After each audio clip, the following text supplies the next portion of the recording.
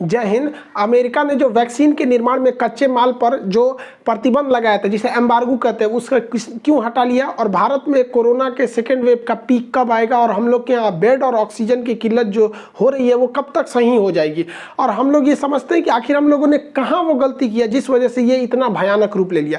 देखिए, अभी जो अमेरिका है उसने अपने आप पर प्रतिबंध लगाया था, एम्बार्गो लगा रखा था। एम्बार्गो एक टेक्निकल टर्म होता है जिसके तहत ये कहा जाता है कि कोई भी देश किसी शिप ट्रांसपोर्टेशन या किसी सामान को अपने देश की सीमा छोड़ने से प्रतिबंध लगा दे, उसे एम्बार्गो कहते हैं। तो ये डोनाल्ड ट्रंप भी लगा के गए थे कि वैक्सीन के जो चीज़ों के कच्चे माल होते हैं उसका एक्सपोर्ट ना हो, ताकि वो अमेरिका में इसकी कमी ना हो। लेकिन सीरम इंस्टीट्यूट ऑफ इंडिया ने ट्वीट किया, फिर भारत के विदेश मंत्री ने भी कहा था, तो इन लोगों को कोई फर्क नहीं पड़ रहा था, जो बाइडन और कमला हैरिस को। फिर बाद में हमारे अजीत डोभाल साहब ने बात किया, तो बात इन्होंने भी समझाया होगा, क्योंकि ये रक्षा विशेषज्ञ है। इन्होंने भी कहा कि भैया देखो, ईरान से हमारा भी कोई खास दुश्मनी नहीं है, फिर भी अमेरिका की वजह से ही हम लोग ने ईरान से उतना पेट्रोलियम नहीं लाते हैं। रीजन है कि ईरान से लाएंगे तो हम लोग को खुद ही फायदा होगा, फिर भी हम लोग अमेरिका के रिश्तों को देख के करते हैं। और डोभाल साहब चूंकि सुरक्षा सलाहकार है, इनकी बातों को पब्लिक नहीं किया जा सकता है, लेकिन इसके पीछे और भी कारण रहा है जिसकी वजह से अमेरिका पीछे हटा है। देखिए, कुछ लोग का यह भी कहना है कि अमेरिका ने प्रतिबंध इसलिए लगाया क्योंकि वहां चुनाव में ट्रंप हार गए हैं और जो बाइडेन जीते हुए हैं, और चूंकि मोदी जी ट्रंप के प्रचार में चले गए थे, इस वजह से इसका असर पड़ा है। और ये बात देखिए, हाउडी मोदी में मोदी जी भी गए थे वहां पे और कहते अब की बार ट्रंप सरकार, और नमस्ते ट्रंप भी आए थे, और इसी के साथ साथ कोरोना भी बहुत भयानक एंट्री मारा था फरवरी 2020 में हम लोग के यहाँ पे। तो कुछ लोग का ये कहना है, लेकिन ये बात गलत है, क्योंकि अगर ये असर डालता, हाउडी मोदी असर डालता या नमस्ते ट्रंप डालता, तो ये प्रतिबंध तो बाइडेन न लगाते, ये तो डोनाल्ड ट्रंप ही लगा के गए थे। तब मोदी जी का ट्रंप से तो अच्छा संबंध था, तो ये कोई रीजन नहीं था। यहाँ पर इन लोग ने अपने अमेरिका फर्स्ट की नीति पर इन्होंने कायम रहा। इसके पीछे जो हटाने का कई रीजन रहा, ये क्योंकि यहाँ पर रूस और ये चाइना एक साथ भारत के साथ आ गए, तो अमेरिका को लगने लगा कि अगर एशिया में हम लोग को बैलेंस बना के रखना है तो फिर हमें भारत को इग्नोर करके नहीं चलना पड़ेगा। साथ ही सबसे बड़ा मुद्दा क्या बन गया, यूरोपीय यूनियन और अफ्रीकी देशों ने मिलकर एस्ट्राजेनिका पर केस करने वाले हैं, क्योंकि इन्होंने वैक्सीन देने में लेट किया। अगर एस्ट्राजेनिका पे केस होगा तो ये लोग सीधा कह देंगे कि भारत के सीरम इंस्टीट्यूट ऑफ वायरोलॉजी पर, आधार पूनावाला पे, और ये लोग सीधे बता देंगे कि भाई हमारे ओर से लेट थोड़ी हो रहा है, लेट हो रहा है, मेन इन लोगों ने प्रतिबंध लगा के रखा है इसलिए लेट हो रहा है। तो इन लोग को लग गया कि भैया प्रतिबंध हटाओ, वरना कोर्ट में हम ही लोग की बेइज्जती होगी। अमेरिकी प्रतिबंध को हटने का सबसे बड़ा कारण है तो वो भारतीय कंपनी है जिसका नाम है VAV लाइफ साइंस, और एक दूसरी कंपनी है जिसका नाम है VAV लिपिड्स प्राइवेट लिमिटेड। ये दो कंपनियां मिलके एक जो सिंथेटिक फास्फोलिपिड नाम का यौगिक बनाती थी। यही वो यौगिक है जिसका ज़्यादातर यूज अमेरिका की जो 3 महत्वपूर्ण वैक्सीन है, जॉनसन एंड जॉनसन, मॉडर्ना और फाइजर, इन तीनों वैक्सीन को जो कच्चा माल यहाँ से जा रहा था, तो भारत भी इशारों में कह रहा था कि भैया तुम उधर से रोको तो हम यहाँ से रोक देते हैं। इस वजह से इन लोगों को प्रतिबंध हटाना पड़ गया। आपने वो कहावत सुना होगा कि खिसियानी बिल्ली खंभा नोचे। एक वक्त था जब वैक्सीन तथा दवाओं के निर्माण में जर्मनी का पूरी दुनिया में बोलबाला हुआ करता था। अभी जर्मनी की चांसलर, वहां प्रधानमंत्री को चांसलर बोला जाता है, वहां की चांसलर एंजेला मार्केल ने कहा यूरोपीय संघ की एक बैठक में कि यूरोपीय यूनियन दवा उत्पाद में उतना आगे नहीं बढ़ पाया जिस वजह से पूरी दुनिया में जो वर्ल्ड फार्मा कंपनी का जो एक वर्ल्ड फार्मा कंट्री का एक टैग मिल गया, वो भारत को मिल गया, क्योंकि पूरी दुनिया में अभी यही सबसे ज़्यादा प्रोडक्शन कर रहा है। और अगर भारत में कहीं से भी प्रोडक्शन बंद होता है तो पूरी दुनिया को इसका प्रभाव झेलना पड़ेगा। इसलिए ये क्रिटिसाइज कर रही थी भारत को कि यूरोपीय यूनियन को आगे आना चाहिए भारत को फार्मास्यूटिकल कंपनी को कम्पिटिट करने के लिए। इनका कहना था कि इन लोग आगे नहीं बढ़ सके इसलिए भारत बढ़ गया। कोई बात नहीं, तुम ऐसे ही जलते रहो, हम ऐसे ही जलवे दिखाते रहेंगे। अब बात कर लेते हैं दोगले चाइना की। चाइना एक और कह रहा है कि भारत को मदद सामग्री दी जाएगी, और दूसरी ओर चाइना जो क्या किया है, उसने जो चाइना से भारत आने वाले जो एयरलाइन थी जिसका नाम था सिचियान एयरलाइंस, इस एयरलाइंस की उड़ानों को 15 दिन के लिए रद्द कर दिया गया, और कहा है कि 15 दिन बाद हम समीक्षा करेंगे कि खोलने लायक है कि नहीं, क्योंकि भारत में कोरोना बहुत पीक पर चल रहा है। अब यही वो एयरलाइंस थी जो वहां से जरूरी मेडिकल इक्विपमेंट ले आ रही थी, ऑक्सीजन के लिए जो ऑक्सीजन कंसंट्रेटर वगैरह के डिमांड भारत में बढ़ गए थे, तो उसको ले आ रही थी। अब प्रतिबंध लग गया, अब आ नहीं सकता है, और साथ ही साथ उसने अपने सामानों का रेट 40% बढ़ा दिया है। यही वाला है सब, ये सब पता नहीं किस मेंटेलिटी के हैं सब। खैर हमें एक एक का चेहरा याद रहेगा, इन एक एक का चेहरा याद रहेगा। ये चुनाव जीतने से पहले कहती थी कि हम आई एम इंडियन, चुनाव जीतने के बाद कहती है आप कौन है, हम इंडियन नहीं जानते। वाह रे भैया भाई, बड़ो खड़े सूझ जाने वाला आदमी यहाँ पे। एक एक का चेहरा याद रखा जाएगा इसको। कहते हैं ना, जरा सी सुराख क्या हुई मेरे जेब में, सिक्कों से ज्यादा तो मेरे रिश्तेदार गिर गए। कोई बात नहीं, बुरा वक्त का भी एक बुरा वक्त आता है, एक दिन ये भी दिन कट जाएगा जब खुशी ना ठहरी तो गम की औकात क्या। लेकिन ऐसा नहीं है कि सारे देश चाइना की तरह हरामी हैं। बहुत से हमारे देश हैं जो इन्होंने जैसे ऐसे भारत के विकट परिस्थितियों में साथ दिया है। यूएई जो है उन्होंने आश्वासन दिया है कि यूएई हमेशा भारत के साथ है। उन्हें बुर्ज खलीफा को एक संदेश के रूप में तिरंगे में एलईडी शो में दिखाया कि वो भारत के साथ है। सऊदी अरब ने 80 टन लिक्विड ऑक्सीजन को एयरलिफ्ट के थ्रू भारत में भेजा है। सिंगापुर भी अपने यहाँ से क्रायोनिक टैंकर इत्यादि की सप्लाई कर रहा है। फ्रांस की बात करेंगे तो फ्रांस ने तो भारत में ऑक्सीजन के जनरेटर ही भेज दिए हैं। मतलब वो ऑक्सीजन ने, देखिए मान के चलिए ऑक्सीजन आएगा तो खत्म ही हो जाएगा ना, फिर से भरना पड़ेगा। तो फ्रांस ने भारत में बड़े पैमाने पर ऑक्सीजन जनरेटर की सप्लाई कर रहा है ताकि भारत में ऑक्सीजन की कमी ना हो। इतने देश ही नहीं, मतलब आगे बहुत सा देश जैसे ब्रिटेन के बोरिस जॉनसन हो गए, इन्होंने भी खुलेआम भारत की समर्थन की बात किया है। साथ ही हमारा पुराना मित्र इजराइल ने भी कहा, क्योंकि इजराइल तो अभी कोरोना मुक्त हो गया है। यूरोपीय यूनियन का भी कहना है कि वो भारत के साथ है। और इस बीच आप चीन को देखिए, पाकिस्तान जिससे मतलब उम्मीद नहीं की जा रही थी, पाकिस्तान के अब्दुल सत्तार ईदी फाउंडेशन है, इन्होंने बहुत बेहतरीन काम किया। पाकिस्तान में ये बहुत अच्छा काम करते हैं। इनका स्लोगन ये no religion is higher than humanity, मानवता से बड़ा कोई धर्म नहीं होता है। इन्होंने भारत को पेशकश की कि वो अपनी फाउंडेशन की ओर से, अपनी चैरिटी की ओर से भारत को एम्बुलेंस देंगे और नर्सिंग स्टाफ देंगे। देखिए इस वक्त एम्बुलेंस की जितनी जरूरत नहीं उतनी नर्सिंग स्टाफ की जरूरत है, क्योंकि भारत में कोरोना धड़ल्ले से बढ़ते जा रहा है। तो इन्होंने पेशकश किया। हालांकि इनकी पेशकश को हम लोग शुक्रिया कहते हैं कि भैया ऐसी अगर ऐसी सोच रहे पाकिस्तान भारत की, तो भाई दोनों देशों के लिए अच्छा होगा। लेकिन ये मेरे ख्याल से अभी इनको इक्विपमेंट देने से बेटर है, वहाँ पे भी ऐसी स्थिति आएगी क्योंकि वहाँ भी सेकेंड वेव नहीं है, तो फिर ये वहाँ पे भी जरूरत पड़ेगा। खैर मुसीबत की घड़ी में इंसान देखता है कि कौन कौन साथ में खड़ा था।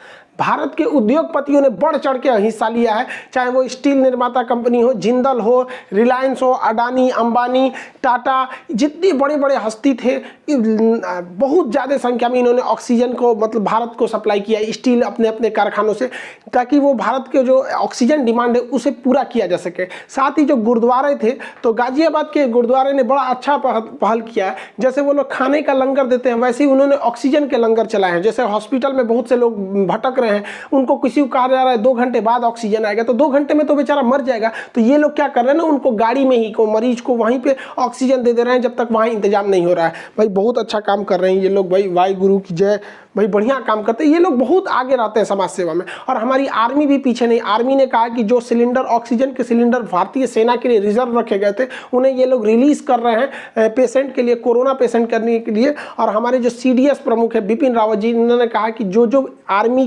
आर्मी मेडिकल कोर के जो डॉक्टर्स थे जो अभी हाल फिलहाल में रिटायर हो गए हैं, वो अपने अपने डिस्ट्रिक्ट के कोरोना केयर सेंटर में जाके अपनी सर्विस को दे, ताकि मेडिकल के जो स्टाफ है उनकी कमी को पूरी किया जा सके। 2020 में जब कोरोना की स्टार्टिंग हुई थी तो एक अलग से फंड बनाया गया था, PM केयर फंड। उसमें बहुत सारे लोगों ने मतलब पैसे दिए थे। इसके बारे में पूरा डिटेल निकल के नहीं आ पाया था, लेकिन एक रफली आंकड़ा ये था कि प्राइवेट कंपनियों ने लगभग 5000 करोड़ का मतलब दिया था, पब्लिक कंपनियों ने मिला था, टोटल लगभग 10,000 करोड़ के आसपास का वहाँ पे कलेक्शन था। कुछ आंकड़े कहते हैं कि 4000 करोड़ के आसपास, लेकिन अभी कभी ऑफिशियली इसका नहीं डिटेल दिया गया कि, हालांकि ये जो PM केयर फंड है ये विवादों में भी रहा था कि इसका डिटेल न दिए जाने वजह से। लेकिन अब इसी PM केयर फंड से भारत के लगभग हर जिले को लेकर 551 PSA ऑक्सीजन प्लांट लगाए जा रहे हैं। ये एक छोटे ऑक्सीजन प्लांट होते हैं। हालांकि पहले 2020 में 162 लगा दिए गए थे, अभी 550 और लगाए जाएंगे। इसका खर्च जो आएगा लगभग 400 करोड़ रुपए आएगा। हालांकि ये PM केयर फंड से लगाया जा रहा है, इसमें बहुत अच्छी बात है यहाँ लगाने वाला।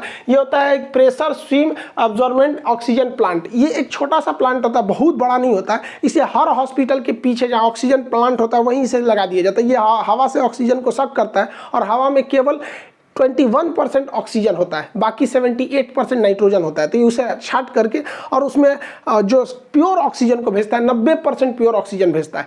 जबकि जो ऑक्सीजन सिलेंडर होता है, लिक्विड ऑक्सीजन सिलेंडर, उसमें 98% होता है। तो अगर ये PSA प्लांट लग जाएंगे तो कोई भी मरीज 24 घंटे उसके लिए ऑक्सीजन अवेलेबल रहेगा, वो ऑक्सीजन की कमी से फिर नहीं मरेगा। ये जल्दी से जल्दी लग जाना चाहिए यहाँ पर, और इसे लगाना बहुत ज़्यादा ज़रूरी है, क्योंकि ऑक्सीजन का हमारे देश में इतने ज़्यादा कोरोना के मरीज बढ़ रहे हैं कि अब उन्हें बचाया भी जा सकता है, लेकिन ऑक्सीजन की कमी इतनी ज़्यादा है कि गवर्नमेंट भी कुछ नहीं कर पा रही।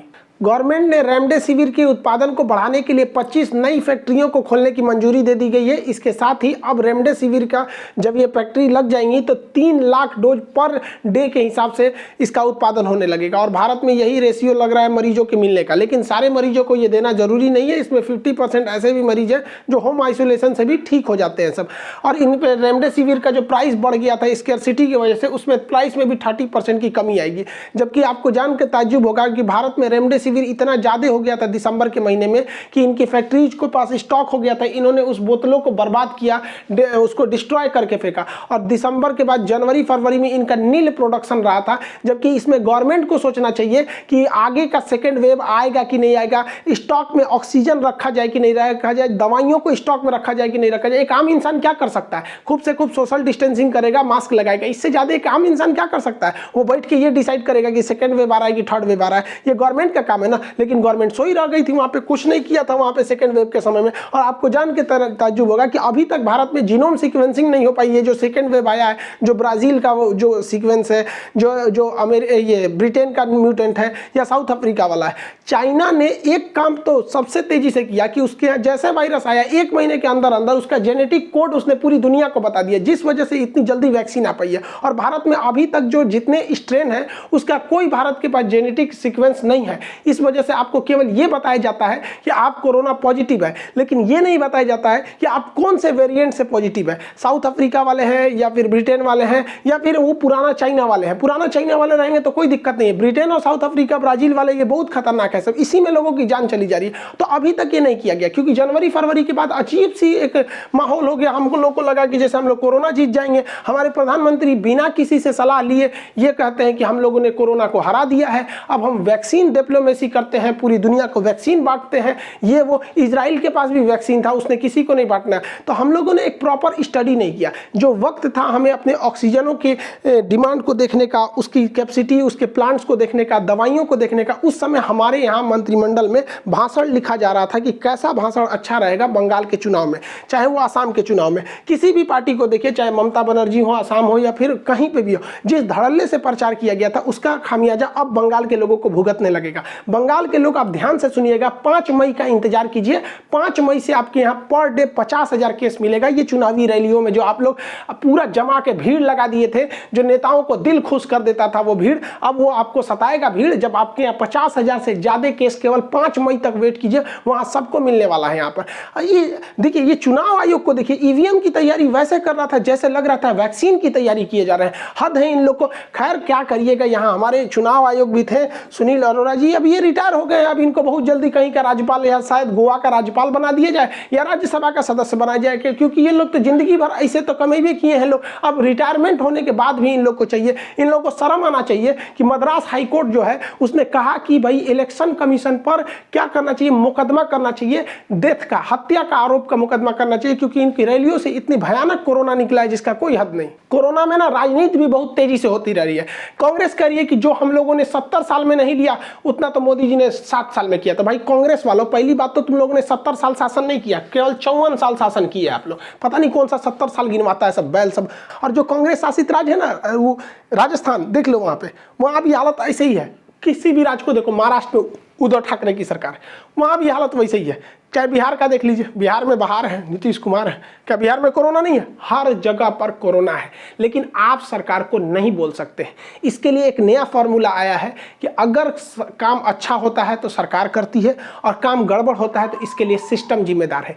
ये जो नया खोज हुआ है ना, ये अशोक के 14वें शिलालेख से हुआ है। क्योंकि अशोक ने भी अपने 14वें शिलालेख में लिखा था कि मैंने समाज की भलाई के लिए बहुत अच्छे काम किए हैं, फिर भी कुछ काम छूट गए हैं तो उसके लिए अशोक जिम्मेदार नहीं है। इस शिलालेख पर लिखने वाला व्यक्ति जिम्मेदार है। तो अब देश की हालत के लिए कोई नेता, कोई भी प्रधानमंत्री या मुख्यमंत्री जिम्मेदार नहीं है। इस स्थिति के लिए सिस्टम जिम्मेदार है। याद रखिएगा, कौन जिम्मेदार है? सिस्टम। कोरोना महामारी में ही बंगाल का चुनाव हो गया, पिछले साल बिहार का चुनाव हो गया, मध्य प्रदेश में मध्यवर्ती चुनाव हो गया। ये चुनाव कितना खराब चीज है आप ऐसे समझिए कि जब सरकार की किरकिरी हो रही है तो इस बीच ट्वीट डिलीट किया जा रहा है। बताओ, कोरोना की वैक्सीनेशन जरूरी नहीं है, इलाज जरूरी नहीं है, ऑक्सीजन जरूरी नहीं, ट्वीट डिलीट कराना है, मतलब अभी भी छवि बची हुई है। योगी आदित्यनाथ जी पिछले साल 2020 में इतने एक्टिव थे कोरोना को लेकर कि नोएडा के डीएम को बीच मीटिंग में डांट दिए थे, फिर इलाहाबाद से ट्रांसफर करके विकास अलवई को लेके गए थे वहां पर। लेकिन इस बार क्या हुआ? इस बार ढील क्यों हुआ पता है आपको? इलाहाबाद हाईकोर्ट बोलते रह गया कि प्रयागराज में, बनारस में लॉकडाउन की जरूरत है, लेकिन नहीं लगाया गया यहाँ पर, क्योंकि यहाँ पर अभी पंचायत चुनाव हो रहा है। हम गलत बोल दिए, ये सिस्टम जिम्मेदार है। सॉरी, आप सारे महामहिम लोगों को सॉरी, आप लोग की कोई गलती नहीं है, सिस्टम जो। Thank you. अब हम लोग को एक और चीज़ मिल गया, अगर हम लोग से कोई गलती हो जाती है तो इसके बाद किसी भी गलती के लिए कोई जिम्मेदार नहीं है, केवल सिस्टम जिम्मेदार है। सिस्टम का कोई माई बाप नहीं है। हम ट्वीट को डिलीट कराकर या अपनी मीडिया का मुंह दबाकर केवल अपने देश में अपना कंधा ऊंचा कर सकते हैं, लेकिन जब वही बातें जब विदेशी मीडिया में जाती है तो बहुत शर्म लगता है कि जिसे कहा जाता था मुस्कुराइए आप लखनऊ में है, उसके शमशान घाट का फोटो अमेरिका के द वाशिंगटन जो न्यूयॉर्क टाइम्स में पूरे फ्रंट लाइन में छापा जाता है। भारत की यह तस्वीर पूरी दुनिया को दिखा दिया गया यहाँ पर। और ये हमारे देश की तरह अखबार नहीं है, इसे वेल प्रतिष्ठित अखबार माना जाता है। यहाँ पे पूरी दुनिया में एक चीज का क्रिटिसाइजम हो रहा है कि भारत अति आत्मविश्वास में, चुनाव की रैलियों में, त्योहारों में जो बिना नियम का पालन किए हुए जो धड़ल्ले से नियम कानून की धज्जियां उड़ाई गई, उसी का नतीजा है ये जो सेकेंड वेव आई है सुनामी की तरह। देखिए, ये सेकेंड वेव आई जरूर तेज है। अब काम की बात करते हैं, ये सेकेंड वेव जाएगी भी बहुत तेज, लेकिन आपको 15 से 20 मई याद रखिएगा, ये डेट बड़ी खतरनाक है। इस बीच आप लोग देखिएगा भारत में पर डे 6 लाख से ज्यादा मरीज मिलने लगेंगे, क्योंकि इस बीच तक हम लोग के पास इंफ्रास्ट्रक्चर है ही नहीं है। जो ऑक्सीजन प्लांट बोले गए हैं लगाने के लिए या जो लग रहे हैं, इन्हें 15 से 20 दिन लग जाएंगे। इस बीच आप अपने आप को बचा के रखिए, आपके लिए और देश के लिए बेटर है। देहात में क्या होता था, हम लोग के यहाँ जब कभी बारात ज़्यादा आ जाती थी और खाना घट जाता था तो हम लोग बाराती को बताते नहीं थे कि खाना घट गया, हम लोग उन्हें एक प्रोग्राम में लेके चले जाते थे। इधर से आप कुछ मंत्र बोलिए, उधर से वो बोलते थे। कंपटीशन होता था कि हम कितना जानते हैं, आप कितना जानते हैं, लड़की वाला और लड़का वाला। ये कंपटीशन 1-1.5 घंटा चलता था, लोग भूल जाते थे। इसी बीच जो जब खाना बन जाता था तो गांव के बुजुर्ग आदमी बोलते थे, अरे अरे चलिए चलिए बारात को पहले खाना तो खिला दीजिए, उधर खाना बन जाएगा। इसलिए ये 15 दिन वेट कीजिए ताकि सरकार जो लगा रही है ऑक्सीजन प्लांट वगैरह वो अच्छे से लग जाए। उसके बाद आप देखिएगा कि जिस तरह से ये कोरोना का सेकेंड वेव आया है उसी तरह से ये डाउन होगा।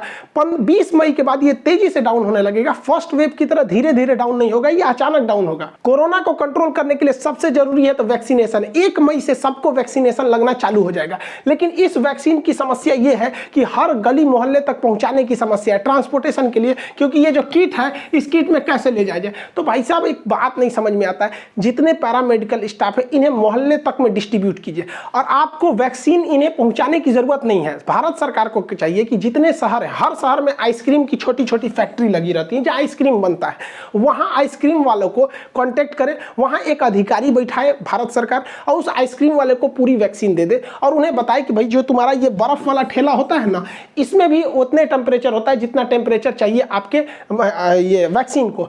इनको कहिए ये गली मोहल्ले तक पहुंचा देंगे। जिस तरह से मोहल्ले मोहल्ले में पोलियो ड्रॉप पिलाया गया ना, ये आइसक्रीम वाले चाहे ना तो मोहल्ले मोहल्ले घर घर जाके वैक्सीनेशन का काम कर सकते हैं। इनके साथ बस नर्स लगा दीजिए, एक मोहल्ले में एक नर्स रहेगी, ये आइसक्रीम लगाएगा, इसमें पास वो होता है भोपू पोपू पोपू बोलते रहता है, सब लोग आके लगवाइए लेंगे यहाँ पर।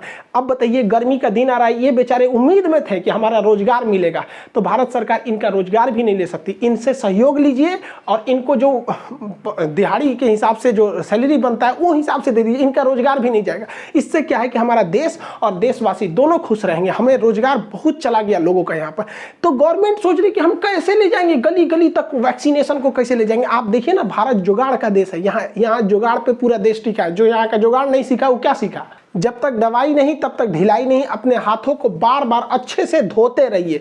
कभी स्कूल से हाथ धोइए, कभी नौकरी से हाथ धोइए, कभी सैलरी से हाथ धोइए, कभी पेंशन से हाथ धोइए, कभी बिजनेस से हाथ धोइए, तो कभी अपने दुकान से हाथ धोइए। लेकिन जब तक बीमारी है तब तक हाथ धोते रहिए, क्योंकि सरकार हमारे साथ है, हमें कुछ नहीं हो सकता, बस हाथ धोते रहना है हम लोग को। इस तस्वीर को देखिए, ये पत्नी अपने पति के बीमार स्थिति को लेकर ऑटो से हॉस्पिटल में आई। हॉस्पिटल में ऑक्सीजन की कहीं भी व्यवस्था न होने की वजह से बेचारी कहीं भी फ़ोन लगाती रह गई, कोई रिस्पॉन्स करने वाला नहीं था। और यहाँ पर इतनी बुरी स्थिति हो गई कि जब इसके पति का सांस रुकने लगा तो ये बेचारी महिला अपने मुंह से पति को सांस देती रही ताकि उसके फेफड़े में सांस पहुंचाया जा सके, लेकिन यह सिस्टम के आगे हार गई और अपने पति को नहीं बचा पाई। इस महिला के लिए इससे बड़ा दुख की बात क्या हो सकता है कि उसके गोद में उसके पति ने दम तोड़ दिया। ये ऐसा देश देखने के लिए हम लोग थे। हाँ, ऐसा देश देखने के लिए कितना दुख की बात है हम लोग के लिए कि रामनवमी के पावन महीने में जहाँ गली गली में जय श्री राम के नारे गूंजते थे, आज उसी गलियों में राम नाम सत्य है से चिताएं गूंज रही हैं।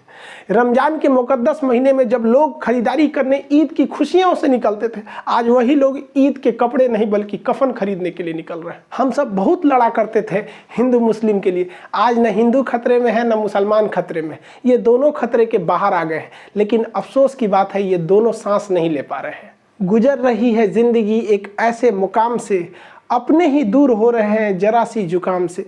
सारी कायनात में एक कातिल बीमारी की हवा हो गई, वक्त ने ऐसा सितम ढाया कि दूरियां ही अब दवा हो गई। आप सभी से हाथ जोड़कर निवेदन है कि केवल 15 से 20 मई तक अपने आप को बचा के रखिए। उसके बाद ये सेकेंड वेव धीरे धीरे डिक्लाइन होगा और फिर से भारत वैसे ही मुस्कुराएगा। लेकिन थोड़ा सा होता क्या है कि बुरा वक्त बड़ा देर से कटता है, लेकिन क्या कीजिएगा, रात कितनी भी बड़ी हो, सुबेरे होने से नहीं रोक सकती है। मिलेंगे नेक्स्ट क्लास में। जय हिंद।